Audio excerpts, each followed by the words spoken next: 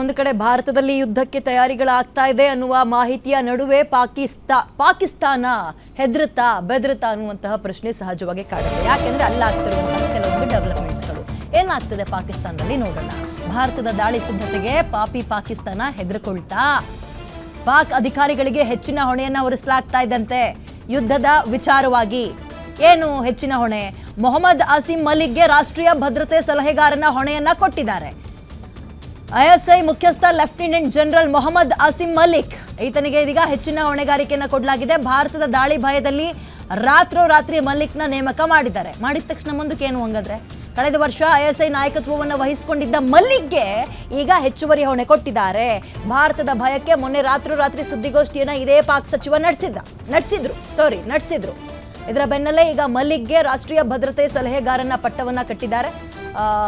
ಭಾರತದ ದಾಳಿ ಸಿದ್ಧತೆಗೆ ಪಾಕಿಸ್ತಾನ ಹೆದರುಕೊಳ್ತಾ ಆ ಹಿನ್ನೆಲೆಯಲ್ಲಿ ಈ ಡೆವಲಪ್ಮೆಂಟ್ಗಳು ಅನ್ನುವಂತಹ ಪ್ರಶ್ನೆ ಸಹಜವಾಗಿ ಕಾಡುತ್ತೆ. ಇಲ್ಲಿ ಕುತ್ಕೊಂಡು ನಾವು ಕರ್ನಾಟಕದಲ್ಲಿ ಇಂಡಿಯಾದಲ್ಲಿ ಪಾಕಿಸ್ತಾನದ ಸೇನೆ ಬಗ್ಗೆ ಮಾತಾಡೋಕ್ಕೂ ಧೈರ್ಯ ಇಲ್ಲ ಅನ್ನಂಗೆ ಆಗ್ಬಿಟ್ಟಿದೆ. ಕಾರಣ ಇಲ್ಲಿರೋರೇ ಅದಕ್ಕೆ ಕೊಂಗ್ ನುಡಿತಾರೆ. ಪಾಕಿಸ್ತಾನದಲ್ಲಿ ಹಂಗಾಗ್ತಾ ಇದೆಯಂತೆ, ಸೇನೆಯಲ್ಲಿ ಎಷ್ಟು ಜನ ರಾಜೀನಾಮೆ ಕೊಡ್ತಾ ಇದ್ದಾರಂತೆ ಅಂದ್ರೆ ಅಯ್ಯೋ ಹಂಗಲ್ವೇ ಅಲ್ಲ, ಸುದ್ದಿ ಸುಳ್ಳು ಅಂತ ಹೇಳ್ತಾರೆ.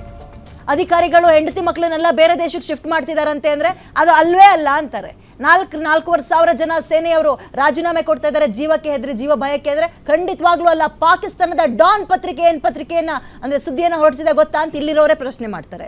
ಏನು ಹೇಳೋದು ಏನು ಬಿಡೋದು ಗೊತ್ತಿಲ್ಲ. ಓಕೆ, ಇದರ ನಡುವೆ ಸರ್ ನಾವು ಯುದ್ಧ ಅಂತ ಬಂದಾಗ ಸಾಮಾನ್ಯವಾಗಿ ಸಾಮರ್ಥ್ಯದ ಬಗ್ಗೆ ಲೆಕ್ಕಾಚಾರಗಳಾಗ್ತಾ ಇರುತ್ತೆ. ಅಫ್ಕೋರ್ಸ್ ನಾವು ನೋಡಿರುವಂತೆ ನಮ್ಮ ಸಾಮರ್ಥ್ಯ ಪಾಕಿಸ್ತಾನ ಕಂಪೇರ್ ಮಾಡಿದರೆ ನಾವು ಫಸ್ಟಲ್ಲಿ ಇದ್ದೀವಿ.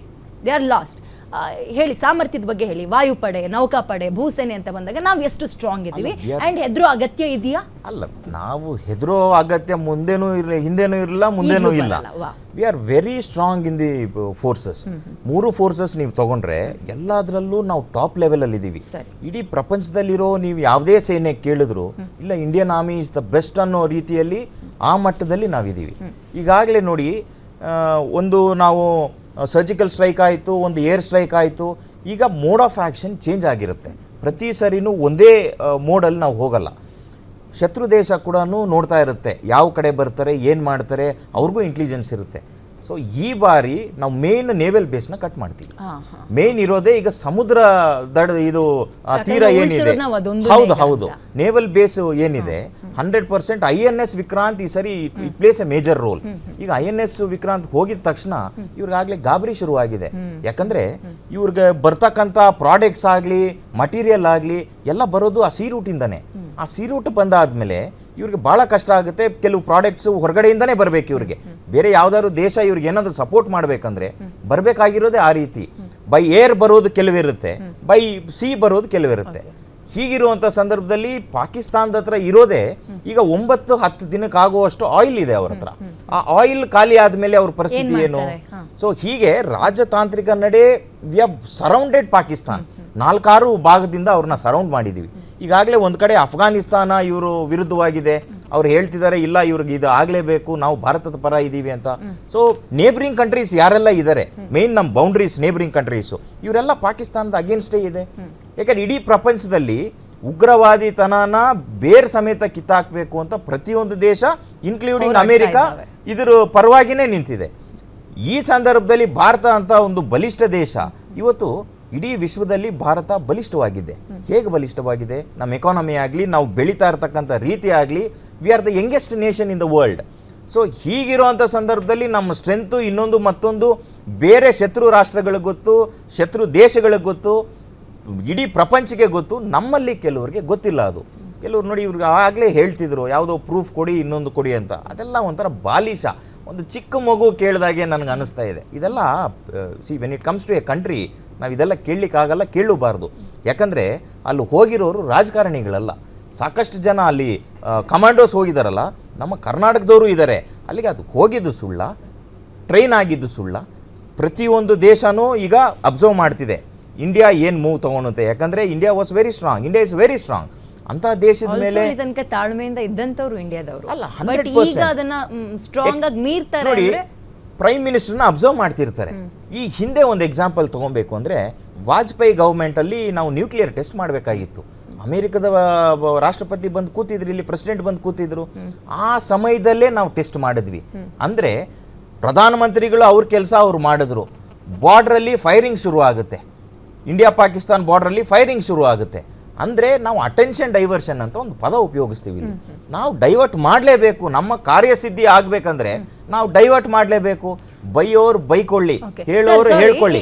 ಈ ಜಾತಿ ಗಣತಿ ವಿಚಾರಕ್ಕೆ ನಿಮ್ಮನ್ನು ಎಳಿತಾ ಇದ್ದೀನಿ ಅಂತಲ್ಲ. ಈಗ ನಿನ್ನೆ ಮೀಟಿಂಗ್ ಮೇಲೆ ಮೀಟಿಂಗ್ ಆಗಿ 4 ಗಂಟೆಗೆ ಇನ್ನೊಂದು ಮೀಟಿಂಗ್ ಕರೀತಾರೆ, ಲಾಸ್ಟ್ಗೆ ಹೇಳ್ತಾರೆ ಅದ್ರ ಅಪ್ಡೇಟ್ ಜಾತಿ ಜನಗಣತಿ ಮಾಡಕ್ ನಾವು ನಿರ್ಧಾರ ಮಾಡಿದೀವಿ ಅಂತ. ಸೊ ಇದು ಕೂಡ ಡೈವರ್ಷನ್ ಅಂತ ಅನ್ಬೋದು. 100% ಅಟೆನ್ಷನ್ ಡೈವರ್ಷನ್ ಇದು. ಯಾಕಂದ್ರೆ ಒಳಗಡೆ ಏನಾಗ್ತಿದೆ ಅಂತ 8-9 ಜನಕ್ಕೆ ಬಿಟ್ರೆ 10ನೇ ಅವನಿಗೆ ಇದು ಗೊತ್ತಿಲ್ಲ. ಇದು ಗೊತ್ತಾಗ್ಲೂಬಾರ್ದು. ಮಿಲಿಟರಿ ಆಪರೇಷನ್ಸ್ ವೆರಿ ಸೀಕ್ರೆಟ್ ಆಗಿರುತ್ತೆ. ಯಾಕಂದ್ರೆ ಬೇಹುಗಾರಿಕೆ ಏನಿರುತ್ತೆ ಶತ್ರು ದೇಶದ್ದು ತುಂಬಾ ಇನ್ ಡೆಪ್ತ್ ಇರುತ್ತೆ. ನಾವು ಹೇಗೆ ಪಾಕಿಸ್ತಾನದ್ದು ನಾವು ಇಂಚು ನಾವು ತಿಳ್ಕೊತಾ ಇದ್ದೀವಿ, ಅವರು ಕೂಡ ನಮ್ಮ ಬಗ್ಗೆ ತಿಳ್ಕೊಳೋದಕ್ಕೆ ಪ್ರಯತ್ನ ಪಡ್ತಾರೆ. ನಮ್ಮ ಪಕ್ಕದ ಚೈನಾ ಕೂಡ ಇದಕ್ಕೆ ಇನ್ವಾಲ್ವ್ ಆಗಿರುತ್ತೆ. ನೋಡಿ, ಚೈನಾ ಪ್ಯಾರಲಲ್ ಆಗಿ ಇನ್ವಾಲ್ವ್ ಆಗುತ್ತೆ ಯಾವತ್ತೇ ಆಗಲಿ. ನಮ್ಮ ಚೈನಾ ಸಂಬಂಧ ಭಾಳ ಚೆನ್ನಾಗಿದೆ. ಅಂದರೆ when it comes to trade, ಅವರು ಒಂದು ಗುಂಡು ಸೂಜಿ ಆಗಲಿ, ಒಂದು ಏನೇ ಒಂದು ಪ್ರಾಡಕ್ಟ್ ಮಾಡಿದ್ರೂ ಸಹಿತ ಅದನ್ನ ಬೇರೆ ದೇಶಕ್ಕೆ ಮಾರಾಟ ಮಾಡ್ಲಿಕ್ಕೆ ನೋಡ್ತಾರೆ. ಯಾಕಂದರೆ ಅವರಲ್ಲಿ ಹಣಕಾಸಿನ ಇದು ಜಾಸ್ತಿ ಆಗಬೇಕು ಅನ್ನೋ ಉದ್ದೇಶದಿಂದ they want to be superior in the world. ಹೀಗಿರೋ ಸಂದರ್ಭದಲ್ಲಿ ಇಂಡಿಯಾ ಒಂದು ದೊಡ್ಡ ದೇಶ, 140 ಕೋಟಿ ಇರುವಂಥ ದೇಶ, ನಮಗೆ ಏನು ಬಿಸ್ನೆಸ್ ಮಾಡಲಿಕ್ಕೆ ಒಳ್ಳೆ ದೇಶ ಅಂತ ಹೇಳಿ ಅವರು ಟ್ರೇಡಲ್ಲಿದ್ದಾರೆ.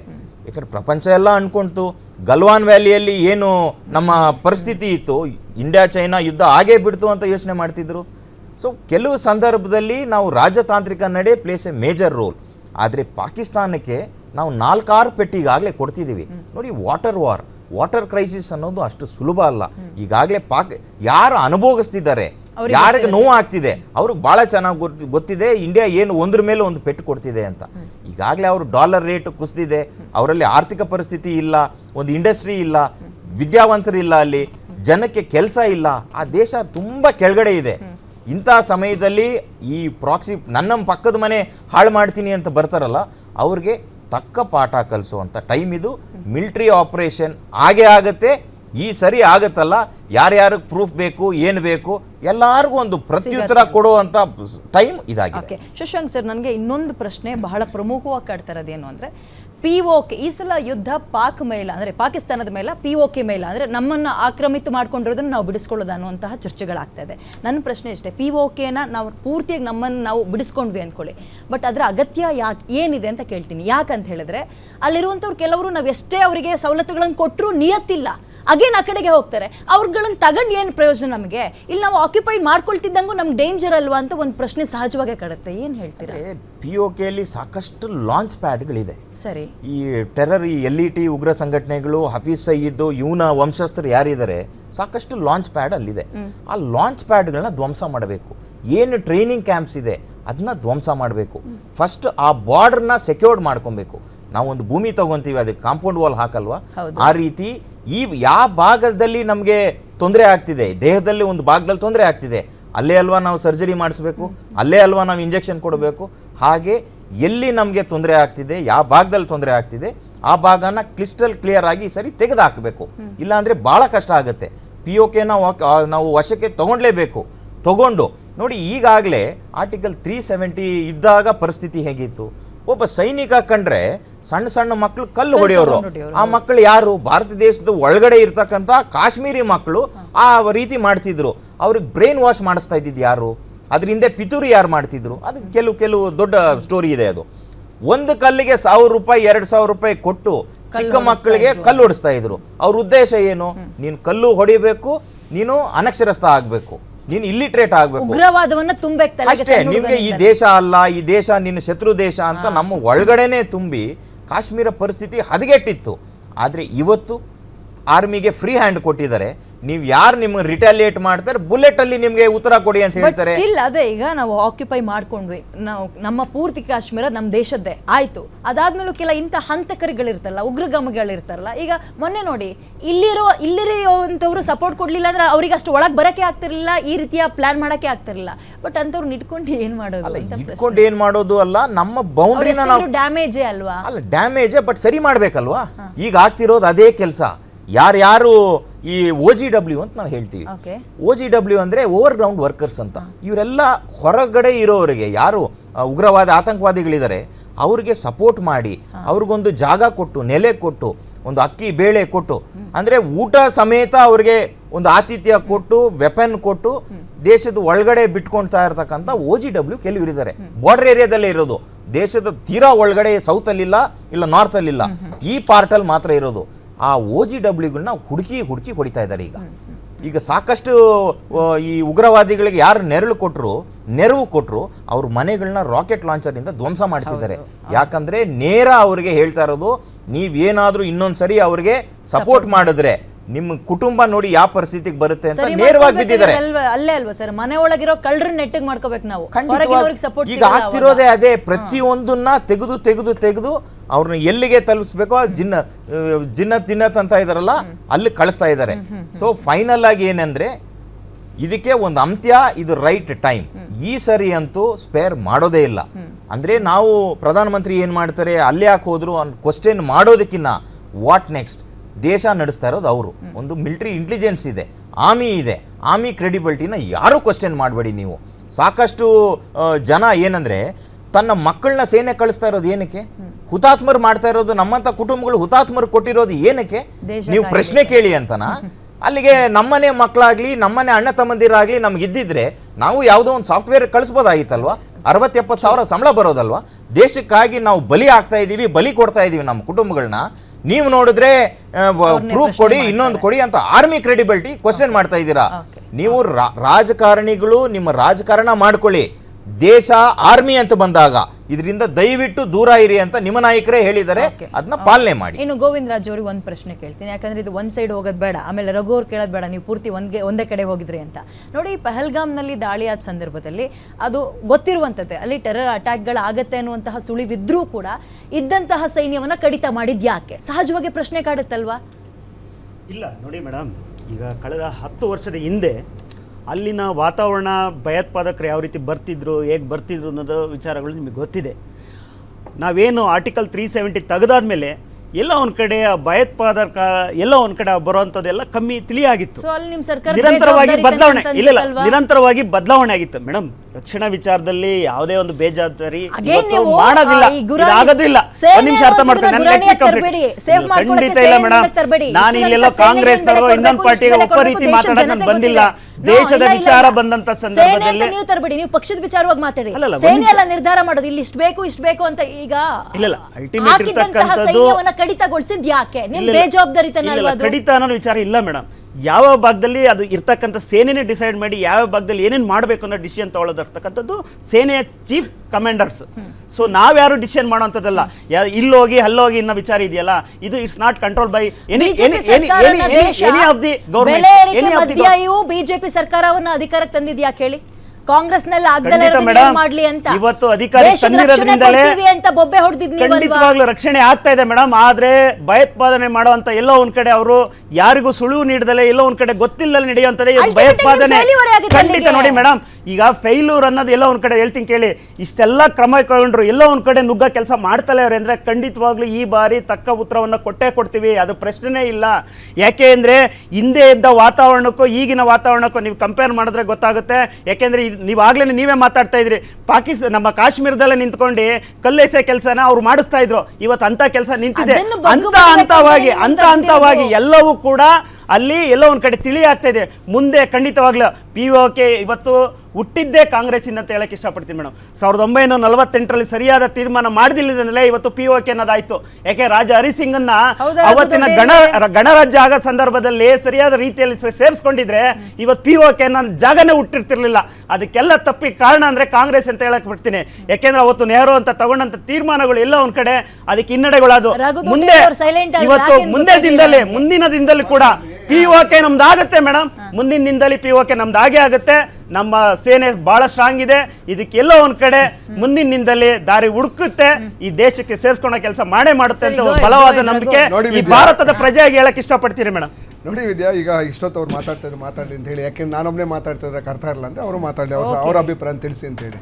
ಸೊ ನೀವೊಂದು ಪ್ರಶ್ನೆಯನ್ನು ಕೇಳಿದ್ರಿ, ನೀವು ದಯವಿಟ್ಟು ನಿಮ್ಮ ವೈಫಲ್ಯಗಳನ್ನು ನಿಮ್ಮ ಇದನ್ನ ತಪ್ಪುಗಳನ್ನು ಸೇನೆಗೆ ಮೇಲೆ ಹಾಕ್ಬಿಟ್ಟು ಮರೆಮಾಚುವಂಥ ಕೆಲಸ, ತಪ್ಪಿಸ್ಕೊಳ್ಳುವಂಥ ಕೆಲಸ ಮಾಡಬೇಡಿ. ಇಟ್ಸ್ ರೈಟ್ ಕ್ವಶನ್, ಅವರಲ್ಲಿ ಉತ್ತರ ಇಲ್ಲ. ಓಕೆ, ಸೊ ಇವತ್ತು ನಿಜವಾಗ್ಲೂ ನಾನು ಹೇಳಿರಲಿಲ್ಲ ಆರ್ಟಿಕಲ್ 370 ತಂದಾಗ ಎರಾಡಿಕೇಟ್ ಮಾಡ್ತೀನಿ ಅಂತ ಹೇಳಿ ಇಡೀ ದೇಶಕ್ಕೆ ಏನು ಟಾಮ್ ಹೊಡೆದಿದ್ದು ನಾನಲ್ಲ, BJP ಅವರು ಹೊಡೆದಿದ್ರು, ಅದಾಗಿಲ್ಲ. ಅದೇ ಡಿಮಾನಿಟೈಸೇಷನ್ನು. ಪುಲ್ವಾಮಾ ಅಟ್ಯಾಕ್ ಟೈಮಲ್ಲಿ ಒಂದು ಸೈನಿಕರ ತಲೆಗೆ ನಾವು 10 ತಲೆಗಳನ್ನ ತರ್ತೀವಿ ಅಂದ್ರೆ 10 ತಲೆ ಅಲ್ಲ ರೀ, ಒಂದು ಜುಟ್ಟು ತಂದಿಲ್ಲ ನೀವು ಇಲ್ಲಿವರೆಗೂ. ಅದಕ್ಕೆ ಹಳೇದು ಓಬಿರೈನ್ ಕಾಲದ ಹಳೆ ಓಬಿರಾಯ್ ಅಲ್ಲ. ಹಾಗಾದ್ರೆ ಅಂದ್ರೆ ಮತ್ತೆ ಯಾರು ಪ್ರಶ್ನೆ ಮಾಡ್ಬೇಕು ನೀವು? ಅಲ್ಲ, ಅಂದ್ರೆ ಇವ್ರ ವೈಫಲ್ಯ ಪ್ರಶ್ನೆ ಮಾಡಬಾರ್ದ ನಾವು? ಪ್ರಶ್ನೆ ಮಾಡೋ ಟೈಮ್ ಅಂತ ಕೇಳ್ತೀರಾ? ಅಲ್ಲ, ಯಾವಾಗ ಪ್ರಶ್ನೆ ಮಾಡ್ಬೇಕು ಹೇಳಿ? 5 ಪುಲ್ವಾಮಾಗೆ 6 ವರ್ಷ ಆಯ್ತು, ಈಗಲೂ ಮಾತಾಡ್ತಾ ಇಲ್ಲ ಅಂದ್ರೆ ಮೋದಿ ವಿಚಾರವಾಗಿ ಅಲ್ಲ 6 ವರ್ಷ ಅಲ್ಲ. ನೋಡಿ ಒಂದ್ ನಿಮಿಷ ವಿದ್ಯಾ ಅವರೇ, 6 ವರ್ಷ ಆಯ್ತು ಪುಲ್ವಾಮಾ ಅಟ್ಯಾಕ್ ಆಗಿ. ಪ್ರಾಮಿಸ್ ಮಾಡಿದವರು ಇವರನ್ನೇ, ಒಂದು ತಲೆಗೆ ಸೈನಿಕರ 1 ತಲೆಗೆ 10 ತರ್ತೀವಿ ಅಂದ್ರು. ಆಯ್ತು, ಜುಟ್ಟಾನ ತಂದಿದ್ರೆ ತೋರಿಸಿ. ಒಗ್ಗಟ್ಟಾಗಿ ಸರ್ ಈ ಟೈಮ್ ಅಲ್ಲ ಆಯ್ತು, ಒಗ್ಗಟ್ಟಾಗಿದ್ವಲ್ಲ. 6 ವರ್ಷ ಪ್ರಶ್ನೆ ಮಾಡಿಲ್ವಲ್ಲ ನಾವು, ಎಂತ ತೋರಿಸಿ. ಅಲ್ಲ ಒಂದ್ ನಿಮಿಷ, 6 ವರ್ಷ ಅಲ್ಲ ಒಂದ್ ನಿಮಿಷ, 6 ವರ್ಷ ಏನ್ ಮಾಡಿದ್ರು? 6 ವರ್ಷದಿಂದ ಒಂದ್ ನಿಮಿಷ ವಿದ್ಯಾ, ಒಂದ್ ನಿಮಿಷ ನೋಡಿ, ಅವ್ರು ಮಾತಾಡಿದ ಪ್ಲೀಸ್ ಅದು ನಂಬಿಕೆ ಇಲ್ವಲ್ಲ ನಿಮ್ಗೆ? ನಂಬಿಕೆ ಬರಬೇಕು ಅಂದಾಗ ಏನೆಲ್ಲ ಮಾಡ್ಬೇಕು? ಏನ್ ಮಾಡ್ಬೇಕು ಹೇಳ್ರಿ? ಪಾಕಿಸ್ತಾನಕ್ಕೆ ಬಿಜೆಪಿ ಕೊಟ್ರು ಅಂತ ಹೆಂಗ್ ಸರ್? ಏನ್ ನಂಬದ್ ಹೆಂಗೆ? ಒಂದ್ ನಿಮಿಷ, ಈಗ ನಾನು ಏನ್ ಮಾಡ್ತಾ ಇದ್ದೀನಿ, 6 ವರ್ಷದಿಂದ ಇವ್ರು ಪ್ರಾಮಿಸ್ ಮಾಡಿದ್ರೆ ಅಂತ ಒಂದು ಸೈನಿಕರ ತಲೆಗೆ 10 ತರ್ತೀವಿ ಅಂತ ಹೇಳಿದ್ರು, ನಾವು ಅವ್ರಿಗೆ ಸಪೋರ್ಟ್ ಮಾಡಿದ್ವಿ, ಪ್ರಶ್ನೆ ಮಾಡಿಲ್ಲ. 6 ವರ್ಷ ಆದ್ರೂ ಯಾಕೆ ತಂದಿಲ್ಲ ಅಂದ್ರೆ ಇವರನ್ನ ಪ್ರಶ್ನೆ ಮಾಡಲಿಲ್ಲ ಅಂತ ಅಂದ್ರೆ 6 ವರ್ಷ ಆದ್ರೂ ಏನು ಮಾಡೋದಿಲ್ಲ ಅಂತ ಹೇಳ್ತಾ ಇದ್ದೀನಿ ಅಷ್ಟೇ. ಅಂದ್ರೆ ಬಿಜೆಪಿ ಹೇಳುವಂತ ಕೆಲಸ ಯಾವ್ದು ಮಾಡೋದಿಲ್ಲ, ಕೇವಲ ಬೃಹತ್ ನಾಟಕವನ್ನು ಮಾಡ್ತಾರೆ. ನಿಮ್ಗೆ ಗೊತ್ತಿಲ್ವೇನ್ರಿ ಹಾಗಾದ್ರೆ? ಒಂದ್ ನಿಮಿಷ ನೋಡಿ, ನನ್ನ ಮಿತ್ರರಿಗೆ ಒಂದು ಒಂದು ಅಡ್ವೈಸ್ ಹೇಳ್ತೀನಿ.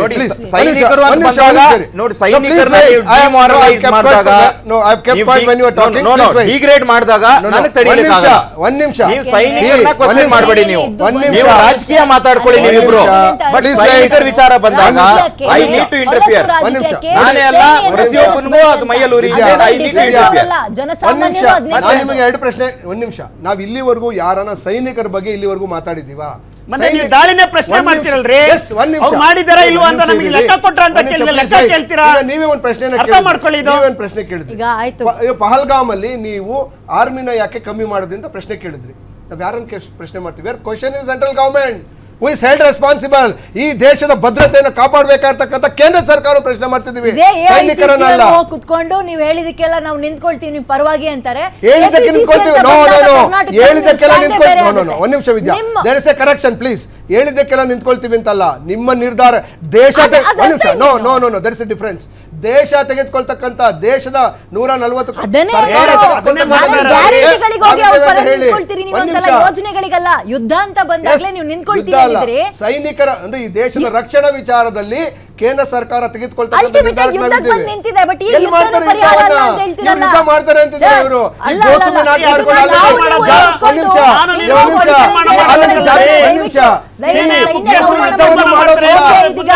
ಕೇವಲ ಜನರನ್ನ ಮೇಲೆ ನಿಲ್ಲಿಸ್ತಾ ಇದ್ದಾರೆ ಅಷ್ಟೇ. ಯುದ್ಧ